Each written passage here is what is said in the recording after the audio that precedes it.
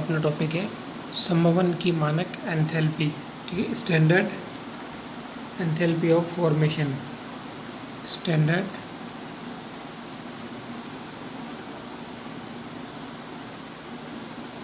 Enthalpy of formation.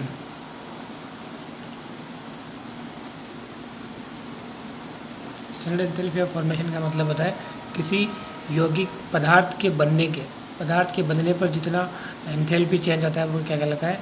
Standard enthalpy of formation. किसी पदार्थ की एक मोल का अपने तत्वों से निर्माण होने पर हुए ऊष्मा परिवर्तन को क्या कहते हैं? संभवन ऊष्मा। संभवन का मतलब है बंधना। यदि मैं कहूँ कि A+B मिलकर के कोई उत्पाद बनाते हैं AB, ठीक है, और यदि ये एक मोल बना है तो एनर्जी परिवर्तन कितना हुआ, ठीक है, वो कहलाएगा इसका एंथैल्पी परिवर्तन कितना हुआ वो कहलाएगा इसका हीट ऑफ फॉर्मेशन, यानी कि संभवन ऊष्मा। और यदि यही स्टैंडर्ड कंडीशन में हो, स्टैंडर्ड कंडीशन एगेटियम और 25 डिग्री सेल्सियस टेम्परेचर पर हो, तो ये क्या कहलाती है? स्टैंडर्ड एंथैल्पी ऑफ फॉर्मेशन या संभवन की मानक ऊष्मा। से डेल HF से प्रदर्शित किया जाता है। ठीक है, इसे डेल HF से प्रदर्शित करते हैं। साइन, ये इसका क्या है? साइन है। एक एग्जाम्पल के थ्रू इसको समझते हैं। तो ये आता क्या है? डेल H बराबर H2 माइनस H1, यानी कि इसको लिखेंगे अपन उत्पाद की एंथैल्पी माइनस क्रियाकारक की एंथैल्पी।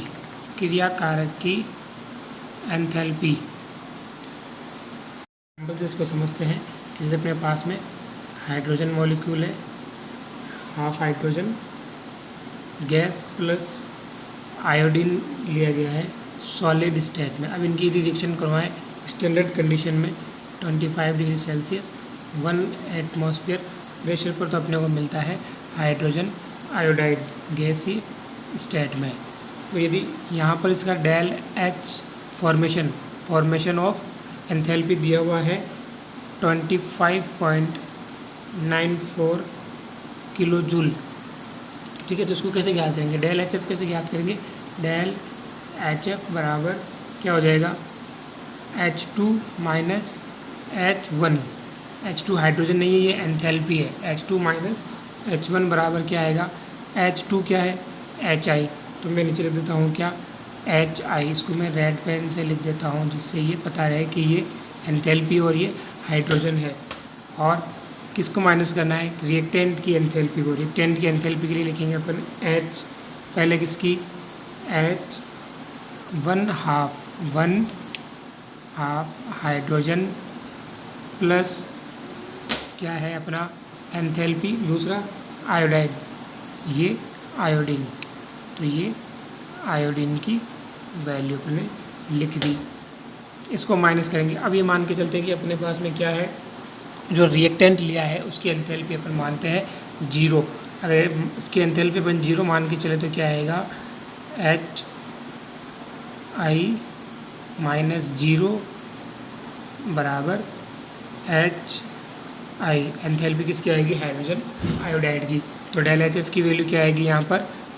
25.94 kilo joule. तो ये हीट ऑफ फॉर्मेशन है। ठीक है, एंथैल्पी ऑफ फॉर्मेशन है, इसके बनने की एंथैल्पी है कि बनने पर कितनी एंथैल्पी का फॉर्मेशन हुआ है। तो इसको क्या लिख सकते हैं अपन? किसी यौगिक की एंथैल्पी क्या होगी? उसके मानक संभवन की एंथैल्पी। यौगिक की एंथैल्पी बराबर उसके बनने की एंथैल्पी, वो भी स्टैंडर्ड कंडीशन में मानक संभवन की एंथैल्पी। संभवन की मानक एंथैल्पी या मानक संभवन की एंथैल्पी, ये जो वैल्यूज़ है वो फिक्स है। एक टेबल के थ्रू इनको याद करना पड़ेगा कि कितनी वैल्यू किसकी है। ये इनऑर्गेनिक, ऑर्गेनिक, फिजिकल अलग अलग कंपाउंड्स जो है उनकी सबकी अलग अलग वैल्यूज़ है जो अपने को फिक्स एक टेबल के थ्रू लर्न करनी पड़ती है। और इनको प्रैक्टिकली मेथड से याद किया जाता है, जो फर्दर एजुकेशन में या फर्दर एक्सपेरिमेंट में आपको पढ़ने को मिलेगा। एक एग्जांपल और लेते हैं। जैसे H2 गैस स्टेट में है प्लस ऑक्सीजन गैस स्टेट में है, यदि ये रिएक्शन करते हैं तो क्या बनेगा, H2O, water formation gas state में, ठीक है, ये जलवाष्प बन रही है। और इसका जो डेल HF है, एंथैल्पी ऑफ फॉर्मेशन है, वो क्या है, -245.5 किलो जूल है, ठीक है। तो अब ये आपने नोट किया होगा, पहले पॉजिटिव में वैल्यू आई थी अपने पास में, अब नेगेटिव में वैल्यू आई है। तो पॉजिटिव नेगेटिव वैल्यूज़ का क्या रोल है यहाँ पर, ये किसको डिनोट करती है, ये डिनोट करती है कि अपने बनने वाला उत्पाद किस प्रकार का है, ऊष्माक्षेपी है या ऊष्माशोषी है। तो अपना जो पहले वाला उत्पाद था उसके लिए पॉजिटिव वैल्यू आई थी, डेल HF की वैल्यू क्या आई थी, पॉजिटिव आई थी 25 पॉइंट समथिंग आई थी, क्या आई थी 25.94 किलो जूल वैल्यू आई थी। तो वो अपना उत्पाद क्या था, HI गैसेज स्टेट में था, क्या थी reaction, half I2 plus half H2, ठीक है। तो ये प्रोडक्ट बना था। अब एक जगह अपने को पॉजिटिव वैल्यू मिल रही है, एक जगह नेगेटिव मिल रही है। तो ये पॉजिटिव और नेगेटिव ये दर्शाती है कि बनने वाला जो प्रोडक्ट है वो एक्सोथर्मिक है या एंडोथर्मिक है। तो यदि नेगेटिव साइन होता है तो प्रोडक्ट कैसा होता है, ऊष्माक्षोषी। यदि डेल HF बराबर नेगेटिव होगा तो अपना प्रोडक्ट क्या होगा, अपना एक्सोथर्मिक ऊष्माक्षेपी होगा। और ऊष्माक्षेपी का मतलब होता है कि इसने अपनी हीट को बाहर किया है। इन दोनों के कंपैरिजन में इसकी एंथैल्पी क्या है, कम है, यानी कि ये क्या होगा, ऊष्माक्षेपी होगा। ऊष्माक्षेपी होगा तो इसका क्या होगा, स्टेबिलिटी ज़्यादा होगी, स्थायित्व ज़्यादा होगा। जबकि ये दूसरे वाला प्रोडक्ट क्या है अपना HI, इसके लिए कौन सी वैल्यू आई थी, पॉजिटिव वैल्यू आई थी। तो पॉजिटिव वैल्यू आने का मतलब है ऊष्मा शोषी होगा। ये क्या करेगा, सराउंडिंग से ऊष्मा का अवशोषण करेगा और अपने रिएक्शन को कंप्लीट करेगा, जिससे क्या होगा, इसकी स्थायित्व में कमी आएगी। यही कारण है कि H2O के कंपैरिजन में HI लेस स्टेबल होता है, ये स्टेबल ज़्यादा होता है और ये स्टेबल कम होता है, ठीक है। ये एक्सोथर्मिक है और ये एंडोथर्मिक है। तो एक्सो और एंडोथर्मिक टर्म्स के आधार पर किसी भी यौगिकी या कंपाउंड की अपन स्टेबिलिटी को डिनोट कर सकते हैं, स्टेबिलिटी को बता सकते हैं इस वैल्यू के आधार पर कि इनके बनने पर ऊष्मा का अवशोषण हुआ है या उत्सर्जन हुआ है। एक एग्जांपल और लिख लेते हैं कार्बन का। Carbon solid plus oxygen gas reaction करने पर क्या बन रहा है, CO2 गैस।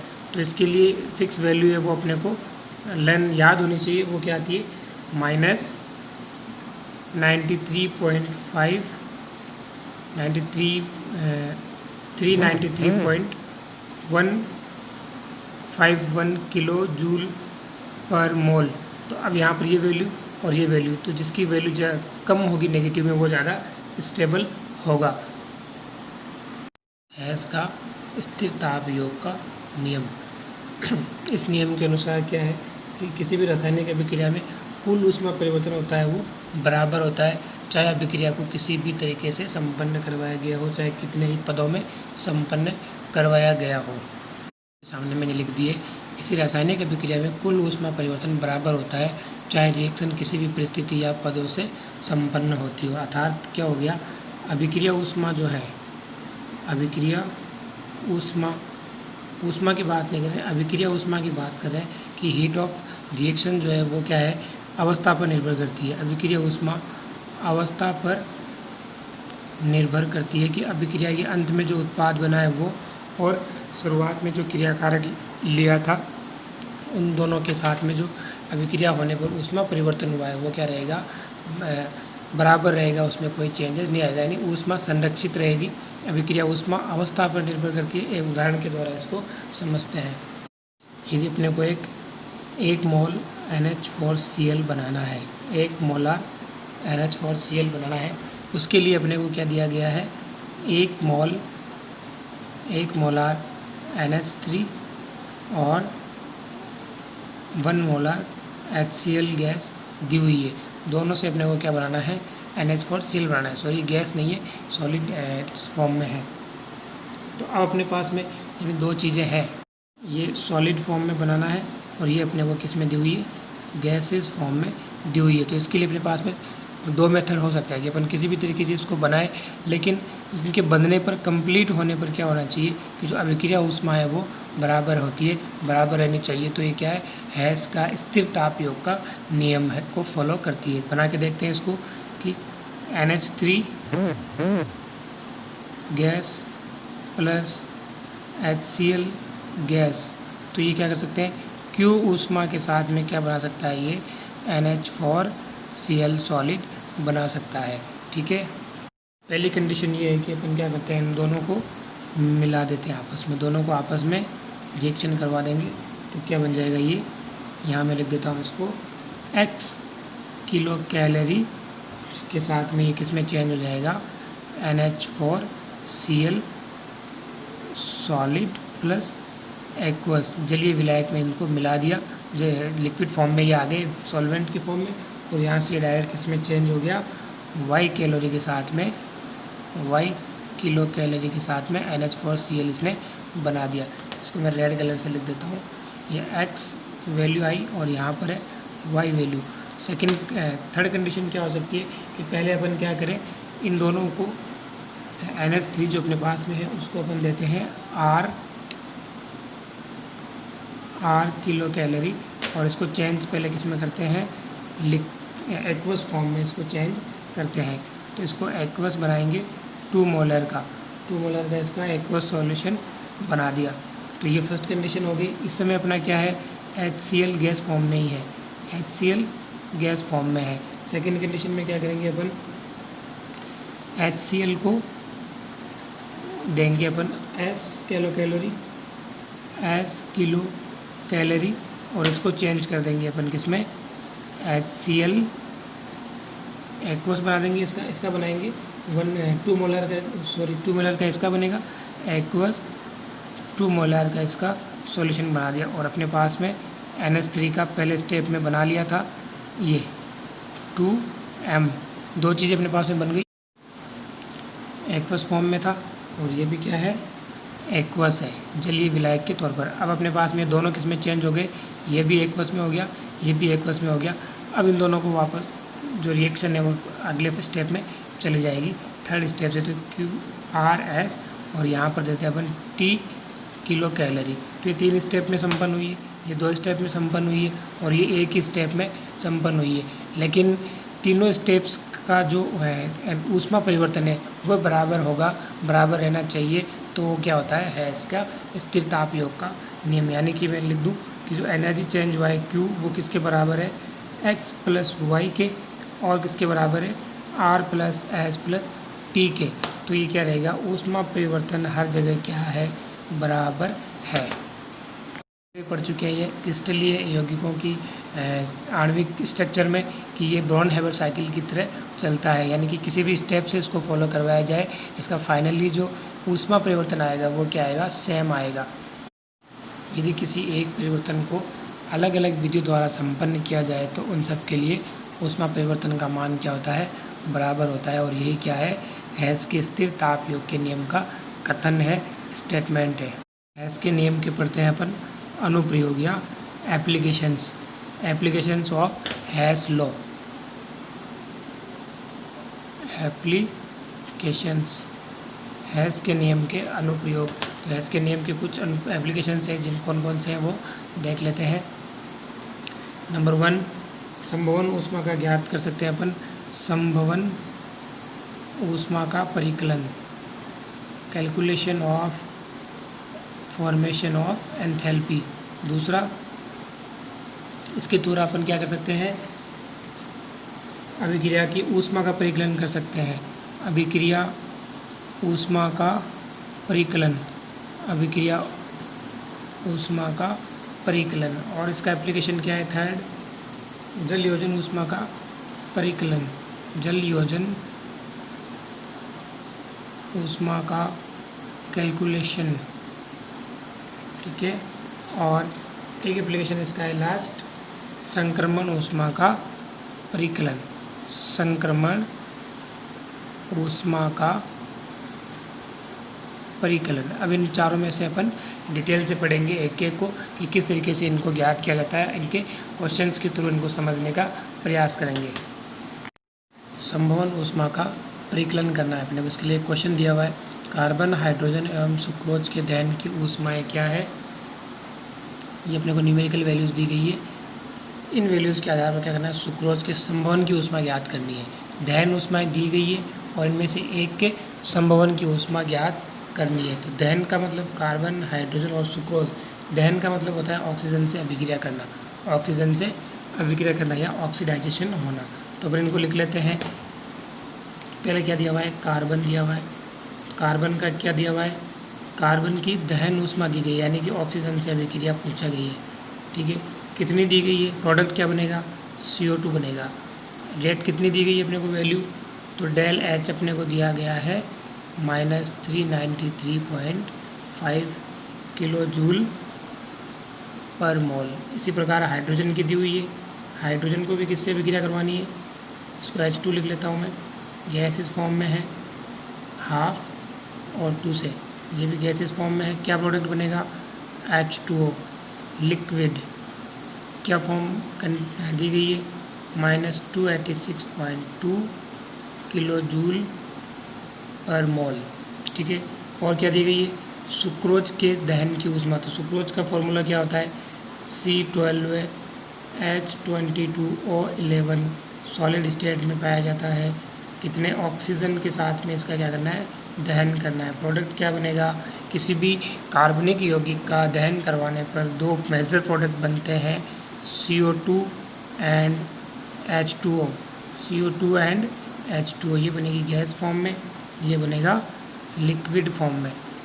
तो इसका डेल एच अपने को दिया हुआ है, कितना दिया हुआ है, -5644.2 किलो जूल पर मोल, ये अपने को दिया हुआ है। तो यहाँ पर ऑक्सीजन कितने आएंगे, ऑक्सीजन आएंगे 12, यानी कि 24 मॉलिक्यूल, 11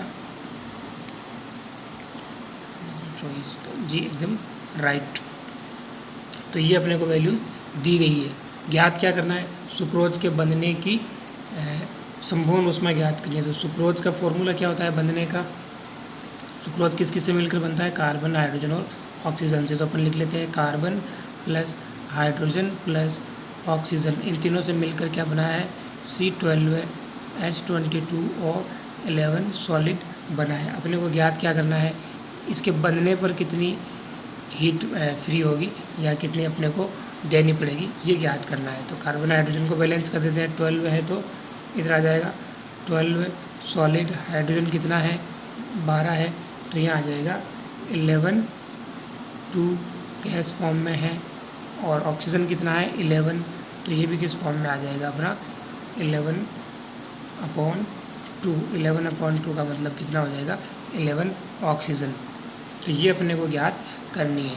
जो 3 इक्वेशंस है, ठीक है, 1, 2, 3, इन तीनों को इस प्रकार से अरेंज करना है कि अपनी ये वाली रिएक्शन बन जाए और सुक्रोज का फॉर्मेशन हो जाए। तो किस तरीके से लिखेंगे अपन इसको, 12 carbon solid plus 12 oxygen gas, इससे क्या बनेगा 12 CO2 गैस, डेल एच कितना आएगा वो अपन लिखेंगे।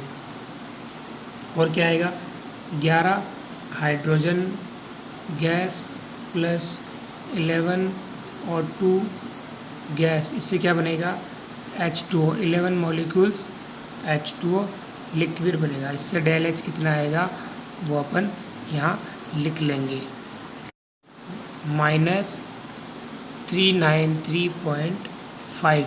तो कितने हैं CO2 12 है, तो गुणा किससे कर देंगे 12 किलो जूल पर मोल। एक H2O का कितना है -286, ये वैल्यूज़ अपने को दी हुई है यहाँ पर क्वेश्चन में दी हुई है।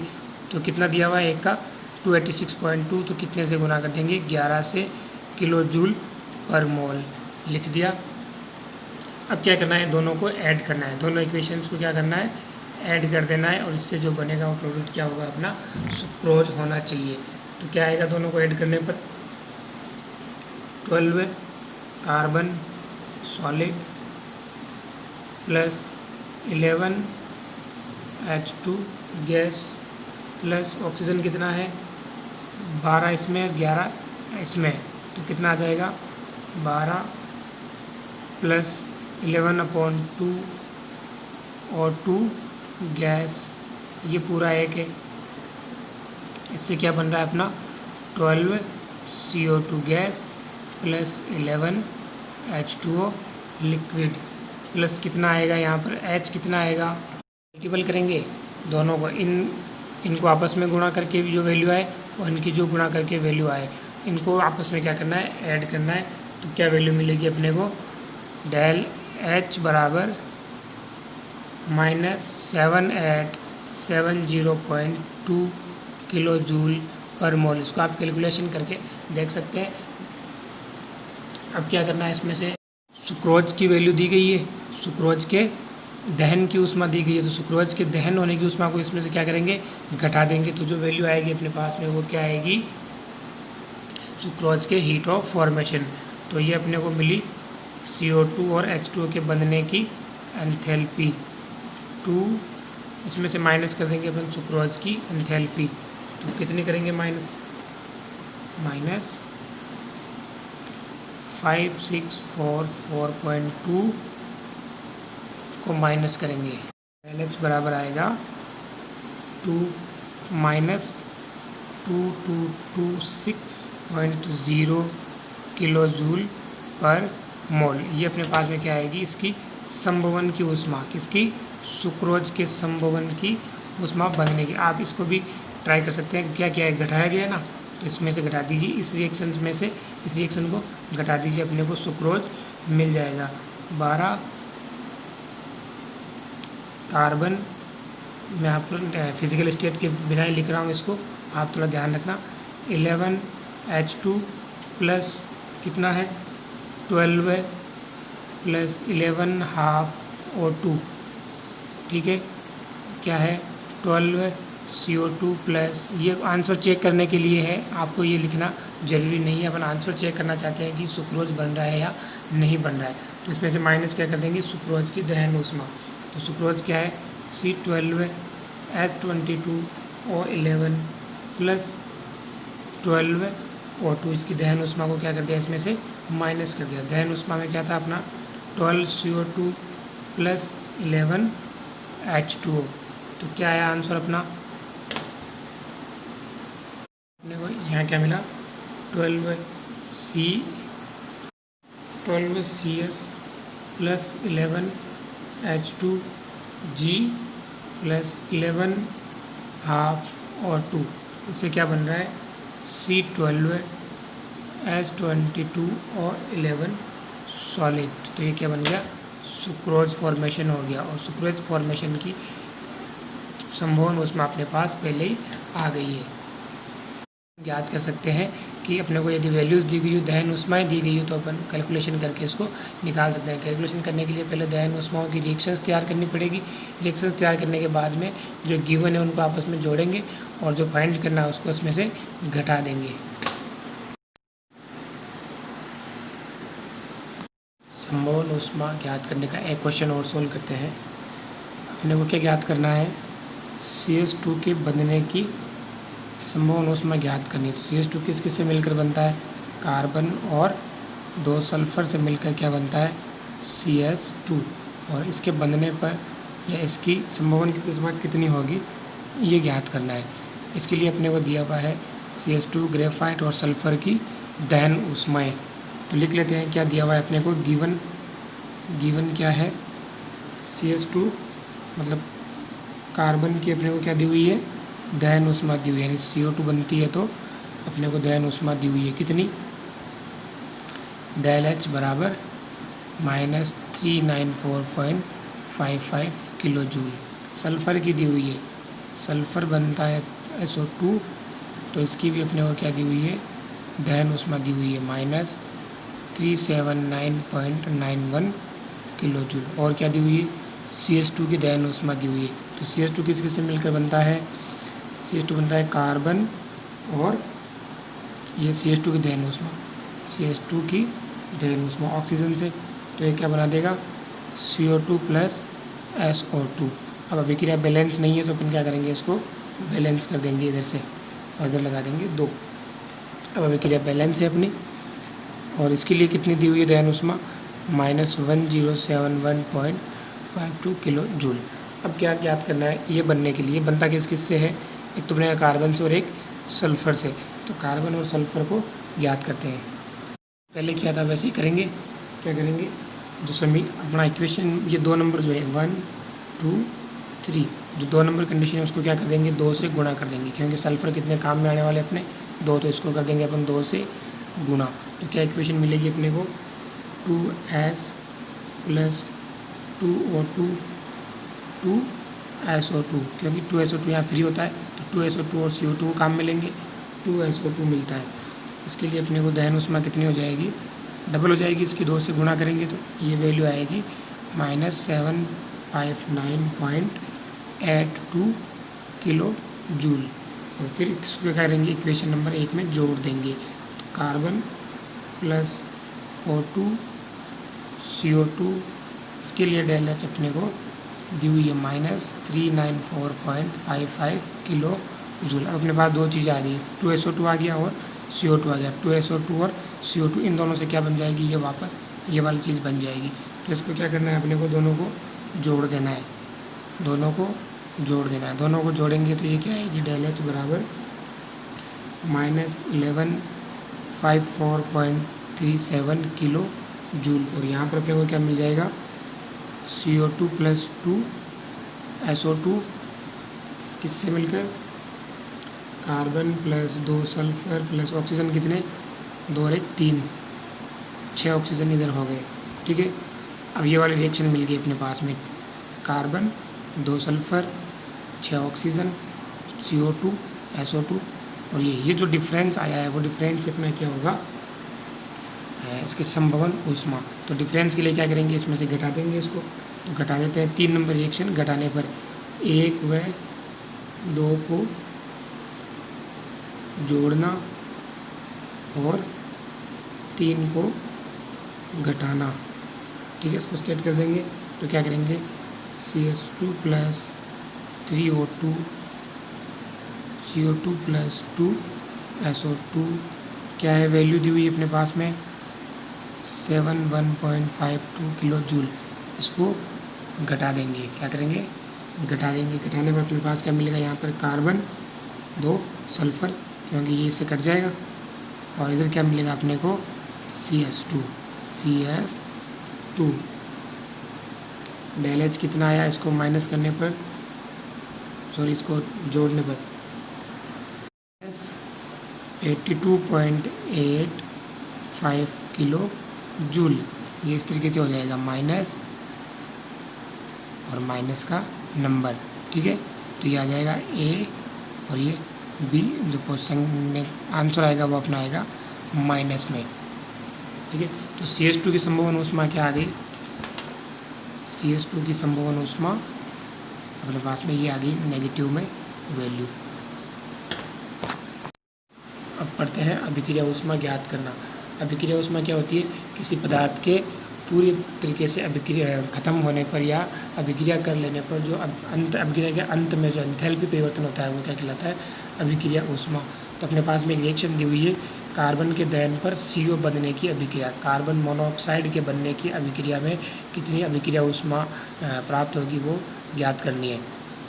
तो C कार्बन दिया हुआ ऑक्सीजन से अभिक्रिया करके बनाएगा CO2 बनाएगा, CO2 बनाएगा। तो यहाँ पर सेकेंड स्टेप में ये इसको हटा देते हैं, CO carbon monoxide gas plus half O2 gas, इससे भी क्या बन रहा है, CO2 बन रहा है।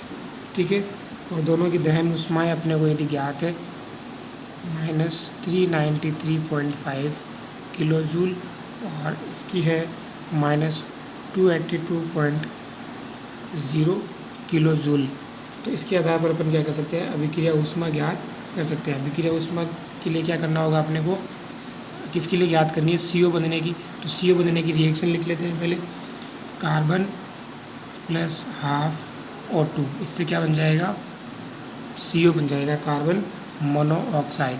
तो इससे पहले इसके बनने पर जो ऊष्मा फ्री होती है वो क्या कहलाती है, अभिक्रिया ऊष्मा। इसकी अभिक्रिया ऊष्मा ज्ञात करनी है, तो इसके लिए अपने को कार्बन की मिल जाएगी और ऑक्सीजन की भी मिल जाएगी, हाफ O2 की दहन ऊष्मा। अब देखते हैं समीकरण। अपने पास में ये था इक्वेशन 1 और ये है इक्वेशन 2। क्या करना होगा, इनका डिफरेंस अपना क्या होगा, अभिक्रिया ऊष्मा होगी। तो इक्वेशन 1 से 2 घटाने पर, इक्वेशन 1 से 2 घटाने पर क्या आएगा, carbon plus oxygen CO2 gas minus क्या करना है अपने को, CO gas plus half O2 gas. ठीक है, यहाँ पर क्या बन रहा है, CO2 गैस। इसका दिया हुआ है डेल H बराबर -0.5 किलो जूल और इसका दिया हुआ है 286 किलो जूल। इसको क्या करना है अपने को, घटाना है। घटाने पर इधर क्या मिलेगा, डेल H बराबर -111.5 किलो जूल और यहाँ पे क्या मिल रहा है, काटने पर CO से CO कट रहा है, 2 से 2 कट रहा है, बचता क्या है, carbon plus half oxygen gas से क्या बन रहा है, CO बन रहा है। यानी कि अपने पास में ये वाली रिएक्शन वापस प्राप्त हो रही है। ये अपने को ज्ञात करनी थी, जिसकी वैल्यू अपना क्या है, इन दोनों का डिफरेंस है। तो इससे अभिक्रिया ऊष्मा ज्ञात की जा सकती है हेस के नियम से, जो प्रायोगिक तरीके से संभव नहीं है। हेस के नियम का थर्ड एप्लीकेशन पढ़ते हैं, जल योजन ऊष्मा का परिकलन। जल योजन ऊष्मा का परिकलन। जल योजन ऊष्मा क्या होती है, यदि किसी क्रिस्टलीय ठोस को, किसी क्रिस्टलीय ठोस को जल में डाला जाता है, जल में डाला जाता है तो कुछ ऊष्मा मुक्त होती है। यह ऊष्मा क्या कहलाती है, जल योजन ऊष्मा। जल योजन ऊष्मा, ठीक है, जल योजन ऊष्मा कहलाती है। देखिए, किसी भी अगर क्रिस्टलीय सॉलिड को यदि अपन मान लें कि NaCl को, जो पहले निर्जलीकृत है, उसको अब जल में डाल करके इसका जल योजन किया जा रहा है, हाइड्रेशन किया जा रहा है, तो ये क्या बनाएगा, NaCl.H2O। इस तरीके का जो ये बनाएगा तो ये क्या होगा, इसका जल योजन होगा, जल के साथ में जुड़ेगा ये, तो कुछ हीट क्या करेगा, ये फ्री करेगा, जिसकी वैल्यू किस में आएगी, डेल H क्या होगी, नेगेटिव होगी। इसी ऊष्मा को क्या कहते हैं, जल योजन ऊष्मा कहते हैं और ये हेस के नियम से ज्ञात की जा सकती है। कोई एग्जाम्पल दिया हुआ है कि CuSO4 कॉपर सल्फेट जो है वो क्या है, डिहाइड्रेट है, निर्जलीकृत है, निर्जलीकृत है। इसको यदि जल में घोला जाता है 800 H2O लिक्विड, तो ये क्या बनाता है, CuSO4 साथ में क्या बना देगा, 800 H2O। तो इसके साथ में ये कुछ हीट फ्री करता है, तो इसमें यहाँ पर कितनी करेगा, ये गिवन वैल्यू है -66.50 किलो जूल। अब यदि एक CuSO4 जो पहले से हाइड्रेट है 5H2O, इसको यदि जल में घोला जाए तो कितना आएगा, H2O लिक्विड। तो अपने को क्या मिलेगा, CuSO4 800 H2O। इसके लिए डेल H कितना आएगा, -+11.71 किलो जूल। तो ये जो डेटा अपने पास में है वो क्या है, प्रैक्टिकली प्रूफ्ड है, ऑलरेडी अपने को दिए हुए हैं। तो इसके आधार पर अपन क्या कर सकते हैं, जल योजन ऊष्मा निकाल सकते हैं कि एक CuSO4 को जल में डालने पर या घोलने पर कितनी ऊष्मा मुक्त हुई है। तो इसको अपन निकाल करके देखते हैं। इसके लिए क्या करेंगे, अपन दोनों का गैप निकालेंगे कि दोनों का डिफरेंस कितना है। इक्वेशन 1 से 2 सबस्ट्रेट करने पर क्या मिलेगा अपने को, -66.50 -11.71, तो कितनी वैल्यू आएगी अपने पास में, -78.21 किलो जूल।